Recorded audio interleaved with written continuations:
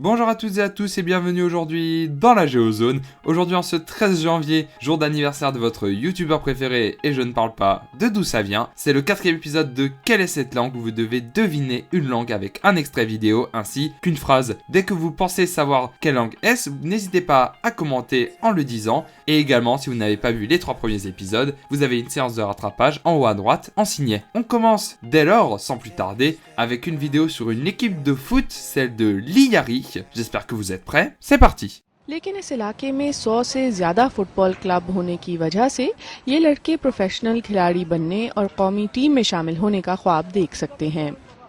पाकिस्तान में एक ऐसा इलाका लियारी जिसको ब्राज़ीलियन छोटा ब्राज़ील कहते हैं, यहाँ फुटबॉल का बहुत बड़ा ट्रेंड मौजूद है।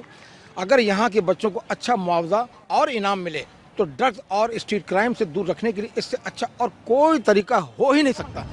La vidéo vient de s'achever, n'hésitez pas à la regarder de nouveau car il y a quelques petits indices qui peuvent vous aider à trouver. Maintenant passons aux diverses phrases et mots basiques dans cette langue et je ne me risquerai pas à les lire. Bonjour, ça va, je m'appelle, félicitations, au revoir. Bon, j'espère que dès à présent vous avez une petite idée de quelle langue cela peut être. Maintenant, je vous invite à faire pause si ce n'est pas déjà fait pour commenter la langue que vous pensez être celle de cet épisode. C'est bon? Tout le monde est prêt pour la révélation de la réponse? La langue de ce 4e épisode de Quelle est cette langue est l'ourdou. Bravo à tous ceux qui l'ont trouvé.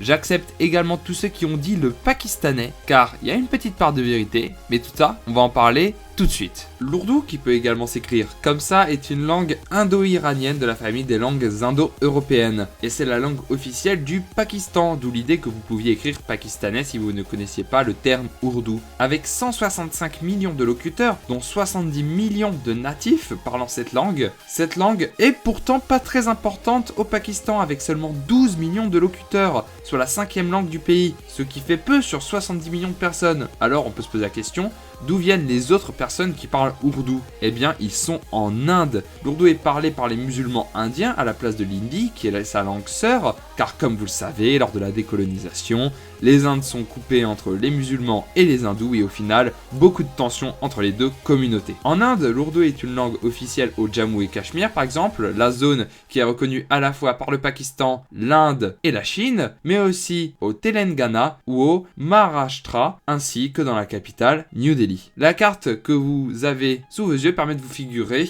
où se trouve la majorité des locuteurs ourdou. L'ourdou est vu comme la langue de prestige dans un pays régi par les castes. En dehors des Indes, l'ourdou est parlé majoritairement au Bangladesh avec 650 000 locuteurs, aux Émirats Arabes Unis avec 600 000 locuteurs et au Royaume-Uni avec 400 000 locuteurs. En France, ils sont 15 000 à parler couramment l'ourdou. L'ourdou s'écrit en arabe avec un alphabet spécial et est un beau mélange de multiculturalisme avec des influences arabes, sanskrit, le sanskrit étant la langue mère de l'hindi qui est sa langue sœur. Les deux langues sont proches à un point tel que c'est comme les langues scandinaves, certaines choses changent, mais tu peux comprendre une partie, voire tout ce que dit l'autre. Mais on a également des influences perses, donc d'Iran, et finalement aussi anglaises via la colonisation. La particularité de l'ourdou tient du fait qu'il se développa dans les armées et les bazars au contact des conquérants musulmans en Inde au XIIe et XIIIe siècle. Il emprunta ainsi rapidement le vocabulaire du persan, qui était lui-même chargé de mots arabes,